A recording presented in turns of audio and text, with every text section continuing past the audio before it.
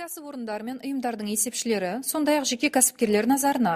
Маңғыстау облысының статистика департаменті мемлекеттік статистика органдарына статистикалық есептерді уақытылы тапсыру қажеттілігін есіңізге салады.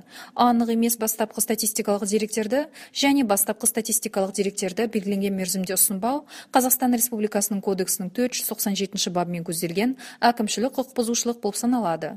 Респонденттер үшін статистикалық нысандардың тізбесін сіз www.stat.gov.kz сайтынан респонденттер үшін деген бөлімде көре аласыздар және статистика департаментіне жолықпай-ақ респонденттерге есепті электронды түрде беруге мүмкіндік беретін ыңғайлы онлайн режимі көзделген.